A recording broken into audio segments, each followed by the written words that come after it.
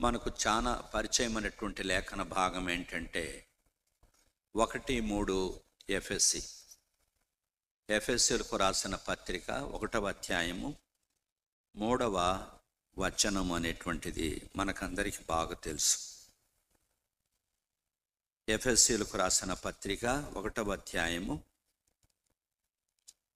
3వ వచనాన్ని మనమందరము కూడా చదువుకుందాం. 1:3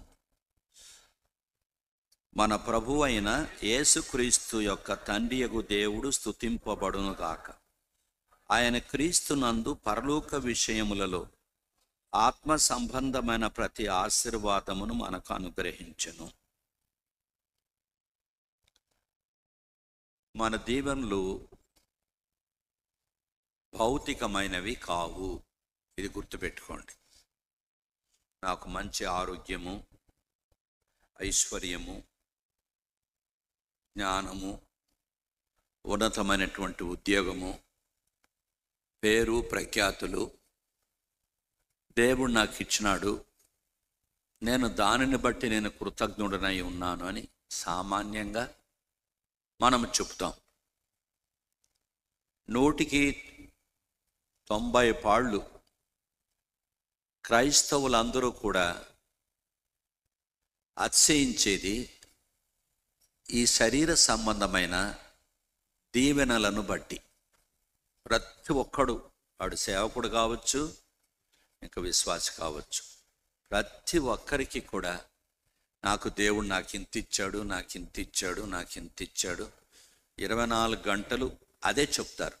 రెండవది, ఆ సబ్బాతు నుండి ఈ సబ్బాతు వరకు దేవుడు నన్ను కాపాడినాడు, ఇది చెప్తుంటారు. చచ్చిపోతామంటే బతికించినాడు, బండి కింద పడితే చచ్చిపోకుండా దేవుడు కాపాడినాడు, మాకు మంచి పంట పండింది, మా బోర్లో నీళ్లు సమృద్ధిగా వచ్చాయి, నాకు వీసా దొరికింది, నేను మెడిసిన్ కొరకు ట్రై చేస్తుంటే దేవుడు నాకు మెడిసిన్లో సీట్ ఇచ్చాడు. 24 అవర్స్ భౌతికమైనటువంటి దీవెనల గురించే ఈనాడు క్రైస్తవులందరూ చెప్తుంటారు. అలాంటప్పుడు హిందువులకు దేవుడు అదేమి ఇవ్వలేదా? మనకంటే కూడా వాళ్ళు ఇంకా శ్రేష్ఠులు, గుర్తుపెట్టుకోండి. మనకంటే వాళ్ళు శ్రేష్ఠులు. నీకున్న చదువు, ఉద్యోగము, లేక ఘనత, గౌరవాలను బట్టి నువ్వు అతిశయపడుతూ వస్తున్నావేమో, కానీ అవి నిజమైనటువంటి ఆశీర్వాదాలు కాదు అనేది నేర్చుకో. మన దీవెనలు ఏంటివి అనంటే ఆత్మ సంబంధమైనవే కానీ భౌతికమైనటువంటి వస్తువులు, వాహనాలు కాదు. మీకు ఒకవేళ గ్రహింపు లేకపోతే సరైన గ్రహింపులోనికి రండి. నీకున్న ఆరోగ్యాన్ని బట్టి, ఐశ్వర్యాన్ని బట్టి, అంతస్తును బట్టి ఏం అతిశయపడద్దు, గర్వించని అవసరం లేదు. దానికి బదులుగా చాలామంది దేవుని బిడ్డలు వారి కలిగిన అనారోగ్య పరిస్థితులు, దరిద్రత, ప్రతికూలమైన పరిస్థితి, నింద, అవమానము, లేక నిరుద్యోగ సమస్య, ఆర్థికమైన ఇబ్బంది, వీటన్నిటిని బట్టి పాపం ఏడుస్తూ ఉంటారు. సామాన్యంగా మా బ్రతికింతేనా, దేవుని నమ్ముకున్న దానికి మాకు కలిగిన లాభం ఇంతేనా, దేవుని నమ్ముకొని మాకేం కలిగింది క్షేమము అని ఏడుస్తారు పాపం. ఎందుకు అట్లా ఏడుస్తారు అని అంటే వారు ఆత్మీయంగా ఉన్నతమైన స్థాయికి రాలేదు. బైబిలు పండితులు, కానీ ఆత్మీయమైనటువంటి ఉన్నతమైన స్థాయికి రాలేదు. బైబిల్లో మనం చూస్తే సంతోషించువారు ధన్యుల, దుఃఖపడువారు ధన్యుల. మరి నువ్వెందుకు దుఃఖపడేట పరిస్థితి దేవుడు ఇస్తే నాకు ఎందుకు దేవుడు ఇట్లే పెట్టాడు జీవితాంతం ఎందుకంటావు? Are you not a liar? అబద్ధికుడు కాదు నువ్వు, పక్కా అబద్ధికుడు, అబద్ధికురాలు. మళ్ళీ ఇక్కడికి వచ్చి దేవుణ్ణి ఆరాధిస్తే తప్పు కదా అది. దేవుడు అన్నాడు సంతోషించువారు ధన్యులు అని అనలేదు. దేవుడు చెప్పింది ఏంటంటే దుఃఖపడు వారు ధన్యులు అన్నాడు. మరి అలాంటప్పుడు నువ్వు సణుగుతున్నావు, గొణుగుతున్నావు? నా కర్మ ఇది, ఇంట్లో చూస్తే అట్లుంది, వీధిలో చూస్తే అట్లుంది, ఒంట్లో చూస్తే ఇట్లుంది, దేనిని బట్టి నేను దేవుని దగ్గరికి వెళ్ళాలి? దానికంటే ఒకరోజు ఏదైనా ఒక గోలి మింగే చచ్చిపోతే బాగుంటుంది కదా. ఎవరికైనా వస్తుంది. అందుకే ఈరోజు తలంపు ఏంటి అంటే, మన దీవెనలు ఏవి కావు, భూ సంబంధమైనవి కావు, భౌతికమైనవి కావు. గుర్తించండి. ఎవడైనా అట్లా అతిశయపడుతుంటే వాడిని ఏమనాలంటే is a babe in the Lord, ప్రభువు నందు పసిబిడ్డ అని అనుకోండి. ఈ భౌతికమైన దీవుల ద్వారా ఎన్ని నష్టాలు ఉన్నాయో బైబిల్ చక్కగా చెప్తుంది. చూడండి, లోకంలో ఉన్నటువంటి వ్యక్తులకు కళ్ళు నెత్తికొచ్చి ఉంటాయి, కరెక్ట్గా నెత్తికొస్తాయి కళ్ళు. చూడండి, ధనవంతులు, జ్ఞానవంతులు, మంచి ఉద్యోగం ఉండేవాళ్ళు, మంచిగా దేహ దారుఢ్యం ఉండేవాళ్ళు, మాటల చమత్కారం ఉండేవాళ్ళు, పలుకుబడి ఉండేవాళ్ళు, నెత్తినుంటాయి కన్నులు. ఎందుకు నేను మీకు చెప్తున్నానంటే ప్రియులారా, భౌతికమైన దీవెనలు మనకు దీవెనలు కావు అని మళ్ళా చెప్తున్నా. అది పాత నిబంధన గ్రంథములో ఉంది. పాత నిబంధన గ్రంథం అనేది అక్షరం, అక్షరము చంపేస్తుంది. పాత నిబంధన గ్రంథం అనేది నీడ, అది నీడ, అది ఒక ఫోటో. ఇప్పుడు మీ మమ్మీదో మీ డాడీదో ఫోటో కావాలన్నా, మీ డాడీ కావాలన్నా? డాడీదే కావాలి, గుర్తుపెట్టుకోండి. అలాగున నీ కుమారుడు కుమార్తె ఉంది, వాళ్ళు భౌతికంగా నీ ముందు కనబడాలని ఆశపడతావా, లేకుంటే ఫోటో తీసుకుంటావా? ఫోటో ఎప్పుడు పెట్టుకుంటావు?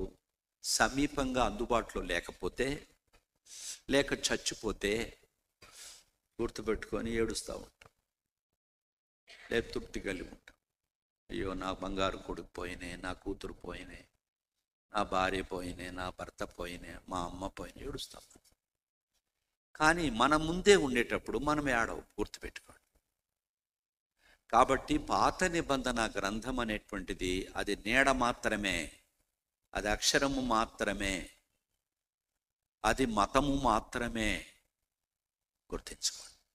పాత నిబంధన ద్వారా ఎవ్వడూ రక్షింపబడడు. బైబిల్ చెప్తుంది నీతిమంతుడుగా తీర్చబడడు, నీతిమంతుడుగా తీర్చబడ్డు. దేని ద్వారా? పాత నిబంధన ద్వారా. అందుకని యేసుక్రీస్తు ప్రభు ఈ లోకానికి వచ్చాడు. ఎందుకంటే పాత ధర్మశాస్త్రము నెరవేర్చడానికి వచ్చాడు ఆయన. పాత నిబంధన అనేటువంటిది పాపం అంటే ఏంటో చెప్తుంది. పాత నిబంధన అనేటువంటిది అద్దం వల్లే పనిచేస్తుంది. ఈ అద్దము మన ముఖము ముందు పెట్టుకుంటే మన ముఖమంతటిని చూపిస్తుంది, కానీ మన ముఖం మీద ఉన్నటువంటి మచ్చలో లేకుంటే ఏదైనా మురికో తీసేయదు, చూపిస్తుంది అంతే. ఆ రీతిగా పాత నిబంధన గ్రంథం అనేది ఒక మతం, ధర్మశాస్త్రం. అయితే ఇప్పుడు నా వెంట్రుకలు పెరిగాయి, దాన్ని నేను ఏం చేయాలా అంటే క్షౌరం చేసుకోవాలి అంటే నా అద్దం నాకేం చేయదు, అద్దం సహాయపడుతుంది, అంతేకాని తీయదు. ఈ యొక్క వెంట్రుకలను మరి క్షౌరం చేసేది, కత్తిరించేది ఏంటంటే కత్తి. ఆ కత్తే నూతన నిబంధన. ఆ కత్తే నూతన నిబంధన. ఏంటి ఆ నూతన నిబంధన అంటే, యేసుక్రీస్తు ప్రభుల వారు లోకానికి వచ్చింది మన పాపాలన్నీ కూడా తన మీద వేసుకొని మనకు బదులుగా రక్తము కార్చి మనకు బదులుగా చనిపోయి సమాధి తిరిగి లెగటానికి. అంటే ఈ వెంట్రుకలు కత్తిరించేటువంటి ఏంటి? కత్తి. కాబట్టి పాపములకు పరిహారంను కలుగు చేసే కత్తి ఎవరంటే యేసుప్రభు. ఆ యేసుప్రభు ద్వారా పాపాలకు ఏం కలిగింది? ఆయన కత్తిరించేశాడు పాపాన్ని. మన మరణాన్ని ఆయన మరణంతో కొట్టేశాడు. మన యొక్క పాపమంతటిని కూడా ప్రశస్త రక్తముతో ఆయనకి అడిగేటువంటి వాడు. అది కాబట్టి పాత నిబంధన మతము, క్రొత్త నిబంధన మార్గము. అందుకనే ప్రభు ఏమన్నాడు? నేనే మార్గం, సత్యం, జీవం. గుర్తించుకోండి. పోయి ఎక్కడ కానీ మతాన్ని గురించి చెప్పొద్దండి. మా మతం గొప్పదని చెప్పొద్దండి. తెలియక అట్లా చెప్తాం మనం. కాబట్టి యేసుక్రీస్తు ప్రభుల వారు మతము కాదు. ఆయన ఎవరు? మార్గము. నేనే మార్గం, సత్యం, జీవం. మతం ఏమంటుంది అని అంటే చెయ్యవద్దు, చెయ్యవద్దు అంటే అర్థం ఏంటి? పాత నిబంధన ఏమంటుందంటే పాపము చేయవద్దు, పాపము చేయవద్దు. డోంట్ డూ, పాపం చేయొద్దు. మంచి పవిత్రంగా ఉండి మంచిది చెయ్యి. Do good, don't do bad అంటుంది. చెడు చేయొద్దు, పాపం చేయొద్దు అంటుంది మతం. గుర్తించుకో. కానీ ప్రియమైనటువంటి వారులారా, మార్గమని యేసు ప్రభు ఏమంటాడంటే నువ్వేం చెయ్యొద్దు, ఐ డిడ్ ఇట్ అంటాడు. Don't do says the old testament. The new testament says I did it. ఇవన్నీ మీకు అర్థం కావాలంటే మీరు ఆత్మీయంగా ఒక ఔన్నత్యమైన స్థాయికి రావాలి. అప్పుడు మీకు అర్థమవుతుంది. చిన్నారి పిల్లలకు అర్థం కాదది. మతం ఏమంటుంది? చెడు చెయ్యొద్దు, మంచి చెయ్యి అంటుంది. అన్ని మతాలు చెప్తాయి బాయ్. ఒక క్రైస్తవ మతమే కాదు, అన్ని మతాలు చెప్తాయి. పాపము చెయ్యవద్దు, మంచి చెయ్యి, పవిత్రంగా జీవి, అన్నీ చెప్తాయి. కానీ పాపమును చెయ్యకుండా ఉండుటకు మన చేత కాదు. బయట చేస్తే వ్యభిచారం. కొత్త నిబంధన తలంపు వస్తేనే వ్యభిచారం. ఈ తలంపును మానుకోవడానికి ఏ మానవుని చేత కాదు. అందుకని మానవులు నిస్సహాయులని, చేతగాని వారని, మరణానికి పాత్రులని ఆ పరమదేవుడు పరమజ్ఞాని ఎరిగిన వాడై కాలము సంపూర్ణమైనప్పుడు మన పాపాన్ని పరిహారం చేయటానికి ఆయన కూడా పాపముగా చేయబడెను. పాపముగా చేయబడను. ఆదాము ద్వారా వచ్చింది పాపం. ఈ రెండవ ఆదాము, కడపటి ఆదాము యేసు ప్రభు ద్వారా పాపానికి పరిహారం కలిగింది. కాబట్టి యేసయ్య ఏమంటాడు? ఐ డిడ్ ఇట్, నేను చేసినాను అన్నాడు. ఏం చేశాడు చెప్పండి? గమనండి, మీరు చెప్పండి. ఏం చేశాడు ఆయన? 20 ఏళ్ళు చెప్పినా మీకు రాదు. మనం ఏం చేయలేము. ఇవన్నీ ఏమంటారంటే ఫౌండేషన్స్ అంటారు. గుర్తించుకోండి. ఆయన ఏం చేశాడు? పాపానికి పరిహారము అది పాపానికి పరిహారము చెల్లించాడు. అందుకనే యేసు ప్రభుల వారు చెప్పిన 7 మాటల్లో ఒకటేంటి? ఇట్ ఈస్ ఫినిష్డ్, అయిపోయింది. కావున మతం ఏమంటుంది? Do, don't do. మార్గమని యేసు ప్రభు ఏమంటాడు? ఐ డిడ్ ఇట్, నేను చేసేసిన. ఆ చేసిన, సిద్ధపరిచిన ఆ రక్షణను మనం ఏం చేయాలి? విశ్వసించాలి. అదే రక్షణ పొందడం. ఎంత సింపుల్ చూడండి. ఒక పెండ్లికి పోతే పెండ్లు వంట వండి పెట్టారు, దాన్ని ఏం చేస్తాం? తినటం మన వంతు. ఆడ వండుకునేది మన వంతు కాదు, వండి పెట్టింది తినాలి. యేసుక్రీస్తు ప్రభు సర్వమానవ పాప పరిహారార్థమై రక్షణను వండి పెట్టాడు. ప్రయాసపడి భారం మోసుకున్న సమస్తమైన జనులారా నా యొద్దకు రండి, నేను మీకేమిస్తాను? విశ్రాంతి. మీరేం మతంలో చేరద్దండి. ఉన్న పాటున రండి. ప్రభువా, నేను జన్మ కర్మలతో పాపిని, నా పాపపు స్వభావాన్ని మార్చుకోలేను, ఫలితము మరణమయ్యా. అందుకని నీవు నన్ను ప్రేమించి నా శిక్ష అంతా నీ మీద వేసుకున్నావు. నాకు బదులుగా రక్తంగా చచ్చిపోయి మళ్ళా లేచినావు. నీ రక్తంతో నన్ను కడుగు, నువ్వే నా రక్తం. అంతే. ప్రభువా, పాపిని రక్తముతో కడుగు, నువ్వే నా రక్షకుడు. 3 సెంటెన్స్, సింపుల్. రక్షించబడతా. దానిని పునర్జన్మ అంటారు. కావున నూతన నిబంధన గ్రంథ ప్రకారముగా దేవుడు నీకు నాకు వస్తువులు, వాహనాలు, వెండి, బంగారు, ఉన్నతమైన స్థానము, చదువు, అందము, చందము ఇవ్వటానికి రాలే. నీకు సరైన గ్రహింపు లేకపోతే నేర్చుకో. అలాంటివి అడగద్దు కూడా అడగద్దు దేవుని దగ్గర. ప్రభు ఒక్కటే అన్నాడు, నా నీతిని, నా రాజ్యాన్ని వెతకండి బాబు, మీకేం కావాలనో. అబద్ధికుడు ఆయన, ఇవన్నీ అడగమన్నాడేమి? మరొక చోట మీకు తెలుసు, నీ తండ్రికి తెలుసు నీకేం కావాలనో. నువ్వు అడగక ముందే ఉత్తరం ఇచ్చేవాడట. ఆదాము అడిగిన తరువాత సృష్టిని చేశాడా? సృష్టి అంతటినీ చేసిన తరువాత ఆదామును 6వ దినమందు నిర్మించాడా, సృష్టించాడా? మరి అందుకని బైబిల్లో మంచిగా ధ్యానిస్తే, దగ్గరకు వస్తే మన విశ్వాసం అభివృద్ధి చెందుతాం. ఎప్పుడు కూడా ప్రభువా నన్ను కాపాడు, నన్ను కాపాడు, నన్ను ఆరోగ్యంగా తీసుకెళ్ళు. ఆరోగ్యంగా తీసుకొని వెళితే ఆయన డాక్టర్ నీకెటు తెలుసారు? నేను దున్నపోతు మాదిరి ఉన్నా. ఎంత దున్నపోతానంటే అంత దున్నపోతు.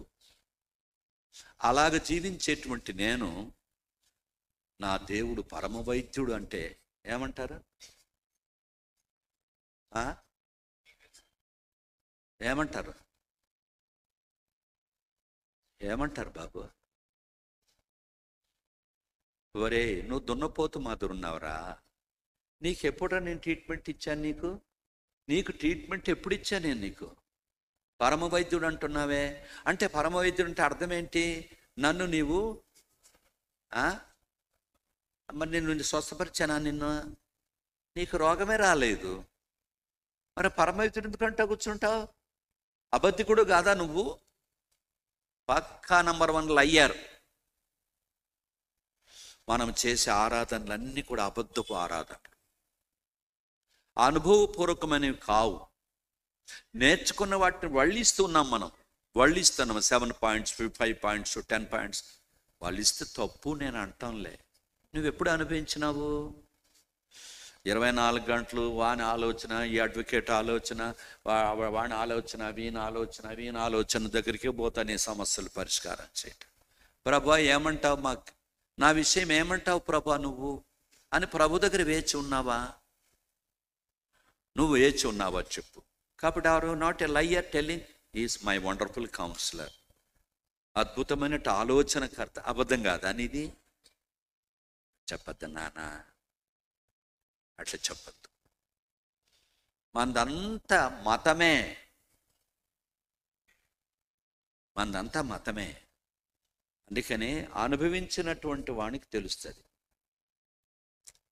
అందుకని యోబు భక్తుడు అంటాడు, వినికిడి చేత నిన్ను గూర్చిన వార్తను నేను విన్నానయ్యా, ఇప్పుడు నేను కనులారా చూస్తున్నా. కనులారా చూసేదేంది? అనుభవం. అంతేగా. వాడెవడు చెప్పిన మాటలు కాదు బాబు, నేనే చూసిన వాడిని కొడతా ఉంటే విట్నెస్. అది ఎప్పుడు ఆ మాట చెప్పాడు? యావదాస్తి పోయింది, పిల్లలు చచ్చిపోయారు, తన ఆరోగ్యము పోయింది. స్నేహితులందరూ వచ్చి నువ్వు ఏదో చేసినావయ్యా అందుకే నీకు ఇటు వచ్చి రోగం అందంటే, మీరంతా బాధకే కర్తలు కానీ ఆదరణ కర్తలు కాదు అని వాళ్ళని ఏం చేశాడు అని అంటే వాళ్ళని తృణీకరించాడు. ఇంకా ఇన్ని రీతిలుగా నేను దర్శించినా నువ్వేం బాగుపడేటట్టుగా లేవురా నాయన, నేనే నిన్ను దర్శిస్తానని కడపటిగా దేవుడు సుడిగాలిలో ఆయనతో మాట్లాడితే జవాబు ఇవ్వలేక అప్పుడు అంటాడు, అయ్యా బుద్ధి లేకుండా మాట్లాడినానయ్యా, బుద్ధి లేకుండా మాట్లాడినాయ్యా, చేతగాని వాడినై మాట్లాడినానయ్యా. అని అప్పుడు అంటాడు ఈ మాట. కాబట్టి మన జీవితంలో మతం మంచిగా మన మతమును అనుసరించవచ్చు, తప్పేం లేదు. మత ఆసక్తి, మతభక్తి కలిగిన వాడు ఆత్మీయుడు కాదు. అందుకనే ఇంటిలో సమస్యలే, ఈదిలో సమస్యలే, మందిరాల్లో కూడా సమస్యలే. ఎందుకు ఇటు కొట్టుకొని వస్తారు మందిరాల్లో? వాళ్ళ అనుభవజ్ఞులు కాదు,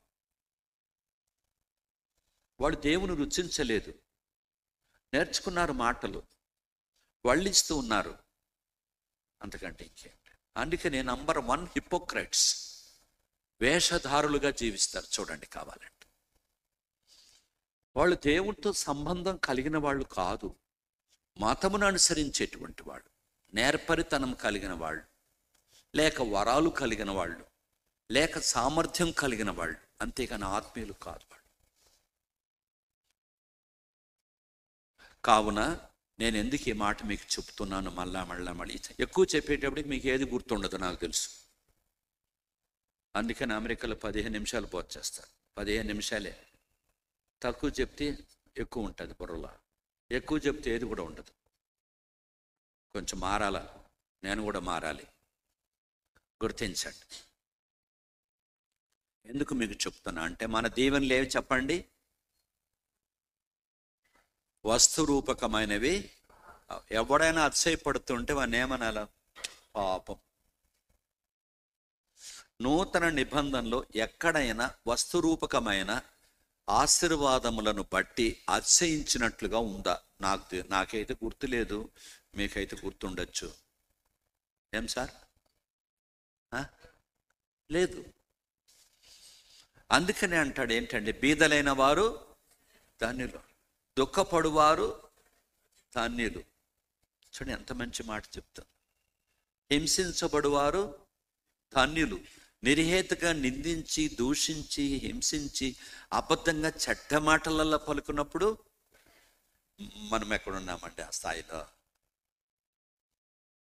ఇప్పుడు మిమ్మల్ని ఎవరన్నా నేను తిడితే మీరు మళ్ళీ నెక్స్ట్ మాట్లాడతారా నాతో?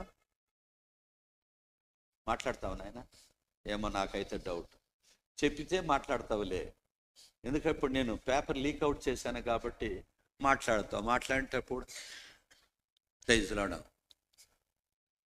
నువ్వు మాట్లాడతావు సార్, చాలా కష్టం కదా నాయన. ఏడ చెప్పము, ఊరంతా చెప్పుతాం.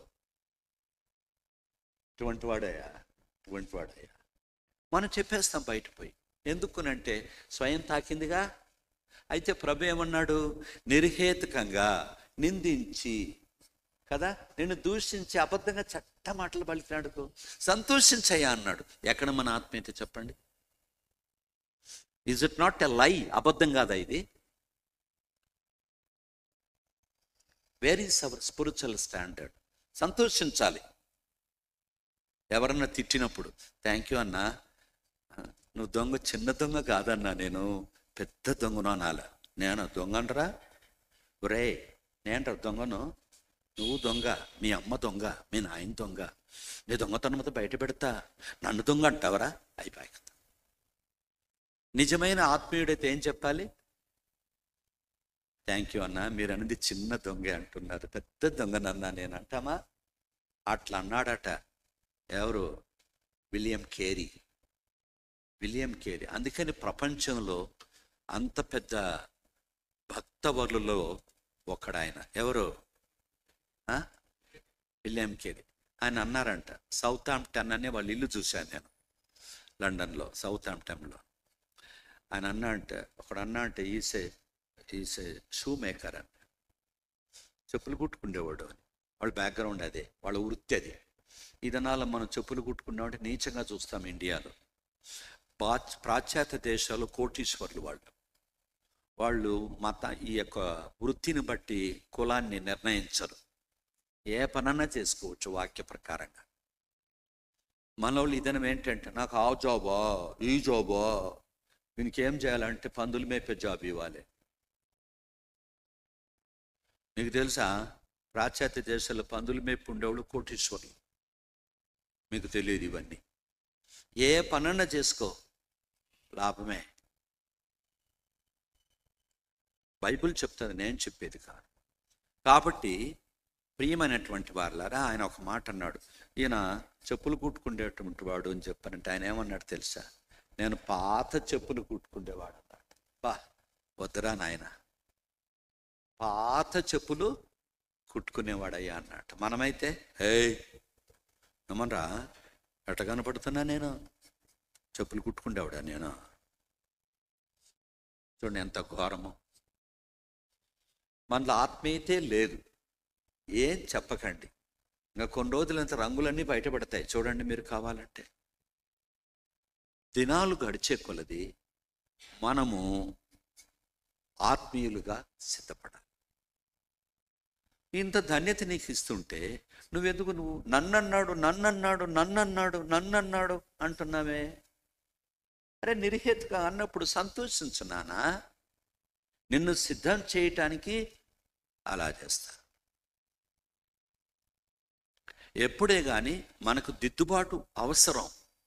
మనల్ని ఎంతగా అంటే అంతగా మనం గట్టి పడతాం. అందరికీ ఆ దమ్ము లేదు, సరిచేసే దమ్ము లేదు చాలామందికి. ఊరికి వాక్యం ఆయన పాలిష్ చేసుకుని పోతుంటారు. నువ్వు చాలా మంచోడు అన్నా. ఓ సన్యాసిగా నీ బతుకు చూడు, నీ ముఖం చూడు ఎలా ఉందా?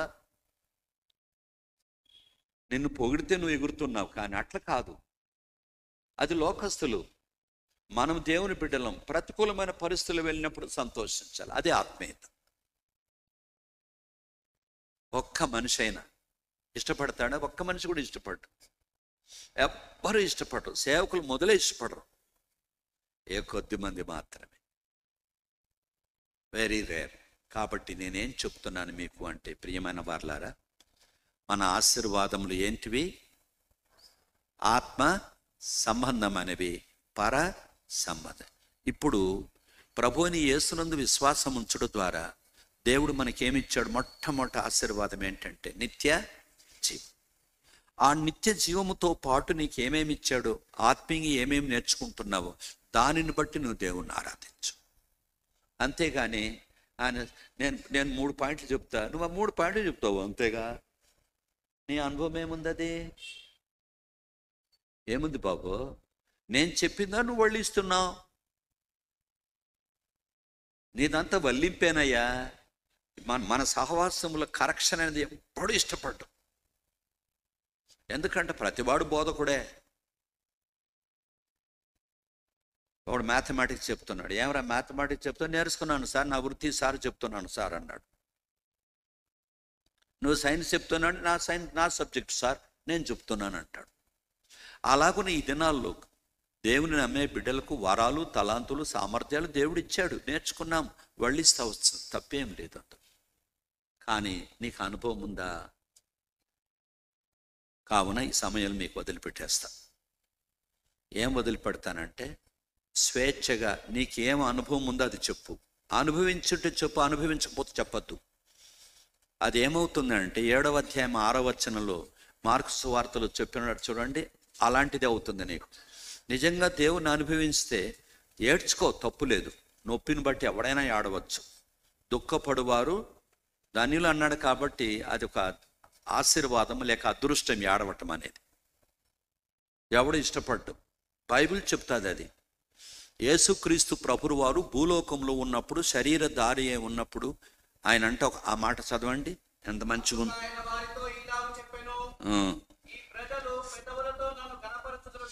ఎట్లా కనపరుస్తారు? పెదవులతో నన్ను ఘనపరచుదురు కానీ వారి హృదయం ఏమిటంట? చూడండి, వాళ్ళు పెదవు నేర్చుకున్న మాటలు దెబ్బ చెప్పేస్తాడు. మళ్ళీ ఏదన్నా కొంచెం గుచ్చుకొని ముఖం చూడు వికారం అయిపోతుంది. పాపం, వాడు తప్పు అనద్దు. వాడు చిన్నపిల్లోడు. ఆ చిన్నపిల్లోడిని మనం బుగ్గ బట్టి అట్లా గిల్లామనుకో, మన బుగ్గ అంతా ఎర్రగా అయిపోతుంది. చిన్నపిల్లోడు. అదే మాలాంటి ముసలోళ్ళకు బుగ్గ బట్టి గిల్లితే ఆ గిల్లును చెయ్యిని వస్తుంది, కానీ ఇది నవ్వుతుంది. కాబట్టి don't tell all these things please. నీ బోధ ఏదో ఏం చెప్పద్దు, నా బోధ కూడా అవసరం లేదు.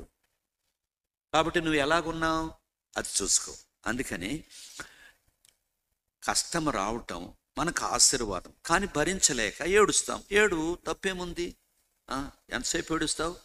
అర్ధగంట సేపు ఏడుస్తావు, గంట సేపు ఏడుస్తావు, మళ్ళీ నీ చేత కాదని నిద్రపోతావు. అయిపోయి. ప్రభు నేర్పిస్తాడు, దుఃఖపడువారు ధన్యులు, వారు ఏమవుతారట? ఓదార్చబడదు. నీకెక్కడ దేవుని యొక్క ఆదరణ కావాలంటే దుఃఖం అనే పరిస్థితికి వెళ్ళాలి. నువ్వు ఇష్టపడటంలే. అలాంటప్పుడు ఆయన వచ్చి నీకెందుకు ఆదరించేది? నీకు దొన్నపోతు మాత్రం ఉంటివి, అన్నీ ఉండా నీకు, అన్ని ఆశీర్వాదాలు ఉన్నప్పుడు వేరే వాళ్ళు వచ్చి నీకు సాయం చేసే అవసరత ఏముంది నీకు?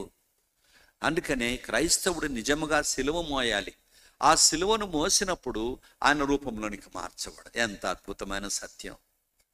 మనుషులు దాన్ని ఇష్టపడరు. చూడండి యేసు ప్రభు ఏం చేశాడు. హెబ్రీయులకు రాసిన పత్రిక చదువుకొని మనం ఆరాధనకు వెళదాం. ఎందుకంటే ఈ దినాల్లో మనం ఆచారముతో కూడిన ఆరాధనలు అర్పిస్తూ ఈనాడు మన జీవితాలు ఇతరులకు అభ్యంతర కారణంగా ఉన్నాయి.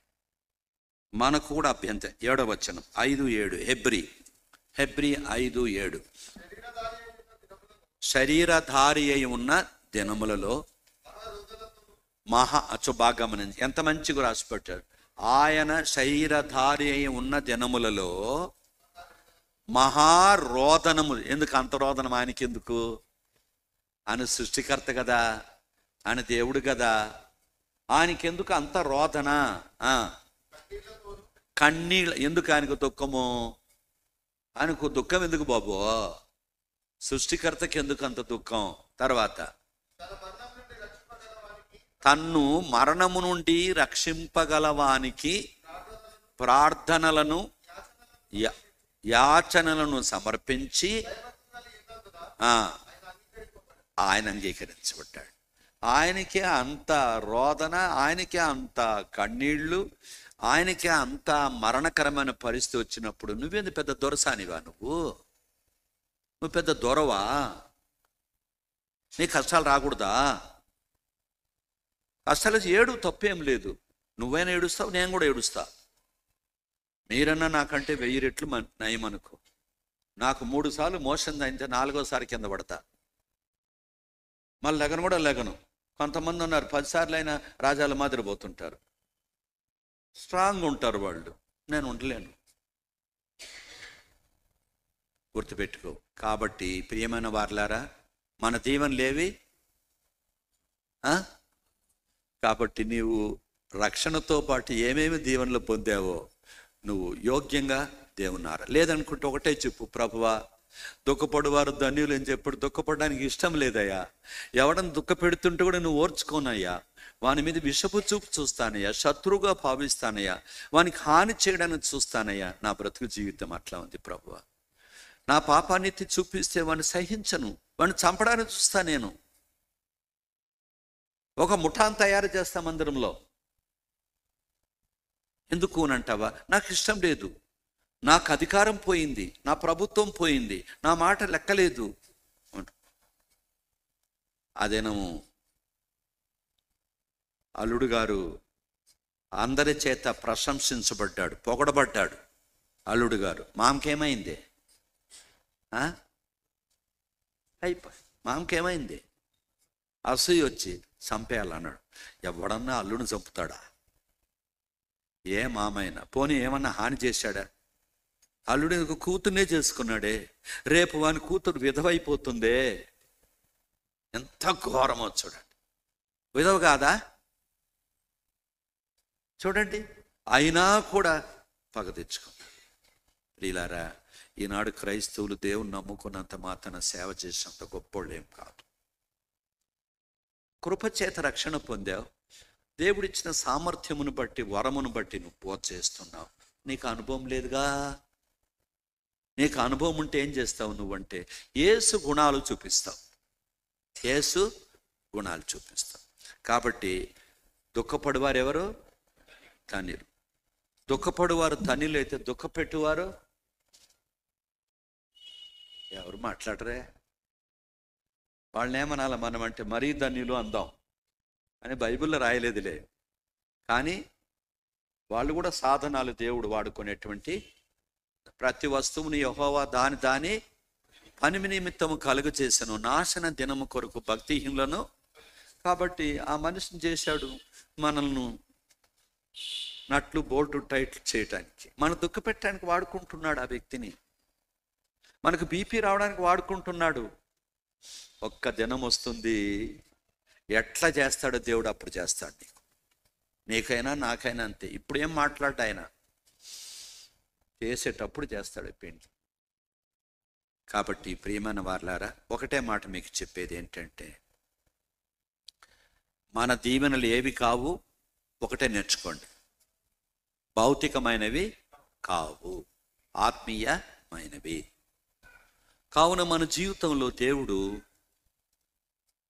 దుఃఖాన్ని కలుగజేసి, కష్టాన్ని కలుగజేసి, నష్టాన్ని కలుగజేసి, నిరాశను కలుగజేసి, విరక్తిని కలుగజేసి మనల్ని ఆయన రూపంలోనికి మారుస్తాడు, ఆత్మీయ ఐశ్వర్యవంతులుగా చేస్తాడు. అందుకని ఎంత దుఃఖపడితే అంతగా ఆదరించబడతాం. ఎంతగా ఆదరించబడితే అప్పుడు మీసాలు తిప్పుతాం. ఏమని, వాయాపో నువ్వేం చేస్తావు, నన్ను ఆయన అనుమతి లేకుండా ఏది జరగదు నా జీవితంలో. కొద్ది కాలం శ్రమలు అనుభవిస్తా, ఆ తర్వాత మహిమలో చేరుకుంటా.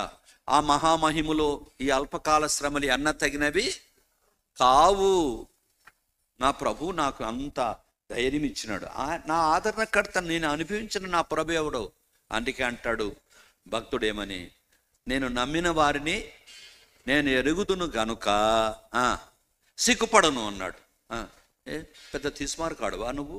ఆల్ రైట్, అంతకంటే ఏం చేస్తావు, చేస్తే నా ప్రాణం తీస్తావు అంతే కదా. అది ఆయన అనుమతించాలి. ఇక్కడ ప్రాణం తీసుకుంటా, అక్కడ ప్రాణం సంపాదించుకుంటా. ఇక్కడ దరిద్రుడైతే అక్కడ ధనవంతుడవుతా. ఇక్కడ నేను గణహీనపరచబడతా, గణపరచబడతా. ఇక్కడ ఏడిస్తే అక్కడ నేను నవ్వుతా. కానీ అంటాడు ఎవరు, అనుభవించినోడు. అనుభవించినోడు ఏం చేస్తాడు, అదిగో చూడు, రేపు ఉంటావా నువ్వు ఇక్కడ, రేపు ఉంటావా, రేపు సాయంకాలానికి. ఒక ఆమె అన్నదిగా, ఎవరిని, ఏలియా అని, చూడు రేపు సాయంత్రానికి ఏమవుతుందో అని. ఎవరు అనింది ఆమె? అంతే అంటావు, ఎందుకు, నీకు నష్టం కలిగజేశానుగా. కాబట్టి ప్రియులారా, మనది క్రైస్తత్వం కాదు.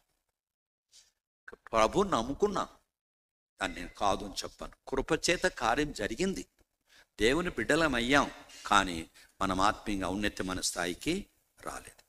కావున 1:3 ప్రకారంగా మనకు దేవుడిచ్చిన ఆశీర్వాదాలు ఆత్మ సంబంధమైనవని దేవుని స్తుతిస్తాము.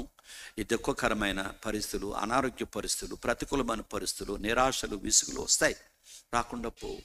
కానీ ఏడ్చుకుందాం. ఎంత ఏడిస్తే అంత మంచిది, అంతగా మనం ఆదరించబడతాం, ఆయన రూపంలోనికి మార్చబడతాం. ఎంత గొప్ప ఉద్దేశం చూడండి. ఇది అల్పకాలం. ఇది ఇక్కడ నువ్వు 100 సంవత్సరాలు ఏడిస్తే, ఈ 100 సంవత్సరాలు ఆ యొక్క నిత్యత్వంతో పోలిస్తే ఒక్క సెకండ్ కూడా కాదు ఆ నిత్యత్వంతో పోలిస్తే. అందుకనే ప్రభు ఈ అల్పకాల శ్రమలు మహామహిమలు ఎన్న తగినవి. అలవాటు పడదాం ఏడవడానికి, అంతే. అలవాటు పడితే గొడవే ఉండదు. అలవాటు లేకపోతే పెద్ద బాధ వచ్చేస్తుంది మనకి, నీకైనా నాకైనా. గుర్తుపెట్టుకోండి. ఇప్పుడు మనం ఆరాధనకు వెళదాం. అనుభవం కలిగి ఉంటే 2 మాటలు చెప్పు, లేకుండా చెప్పద్దు. నేను అది ప్రభుని బట్టి చెప్తాను. నేను ఎక్కువసేపు ఇవ్వను, ఓన్లీ 20 మినిట్స్ ఇస్తాను.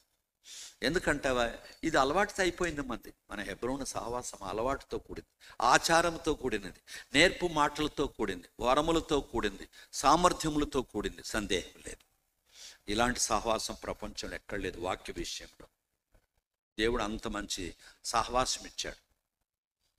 అయితే మనకేం లేదు, క్రియలు లేవు, శక్తి లేదు. ఆ శక్తి లేని కారణం చేత ఈ సమస్యలన్నీ మనకు వస్తాయి, అంతే. అంతకంటే ఇంకేం లేదు. లేచిలు పడుకొని మన ప్రభు అయిన యేసునందు ఎన్నో దీవెనలు. చిన్నపిల్లలు సండే స్కూల్కి వెళ్ళిపోతారు. నీకు అనుభవం ఉంటే చెయ్యి, తక్కినటువంటి బూట్ వళ్ళించదు. మహాగణుడు, మహోన్నతుడు, అది మళ్ళీ వేరే. ఇలాంటి ఆరాధన చేయకండి. మీకు అనుభవం ఉంటే ఒక్క మాట చెప్పు చాలు, దేవుడు సంతోషిస్తాడు. ఎంత వేషధారులంటే, డోంట్ బిలీవ్ ఎనీబడి. ఎవరిని నమ్మద్దు. మందిరంలో ఒక్కడిని కూడా నమ్మద్దు. పోనీ నన్నన్నా నేను నమ్ముకుంటే అసలు నమ్మద్దు. నన్ను నేనే నమ్మను. ఎప్పుడు చెప్తాను మీకు, నన్ను అస్సలు నమ్మద్దు, దేవుని నమ్ముకోండి. రైట్. మన ప్రభు అయిన 360 367 పాతది చూడండి ఆయన. 367 364 మన ప్రభువైన యేసునందు ఎన్నో దీవెనలు. సరే, ఇట్స్ ఆల్ రైట్. పల్లవి తర్వాత మొదటి చరణం మూడవ చరణం. పల్లవి మొదటి చరణం మూడవ చరణం పాడుకోండి చాలు. అప్పుడు చిన్నారి పిల్లలు సండే స్కూల్కి వెళ్ళిపోండి. మన ప్రభువైన యేసునందు ఎన్నో దీవెనలు. మన ప్రభువైన యేసునందు ఎన్నో దీవెనలు. ముందుగానే నాయించబడి తన చేర్పరచబడిన ముందుగానే తన చేర్పరచబడిన తనయులుగాను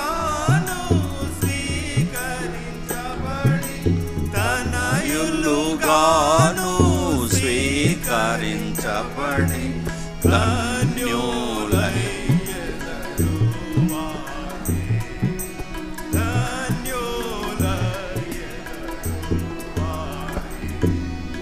మన ప్రభువైన యేసునందు ఎన్నో దీవెనలు.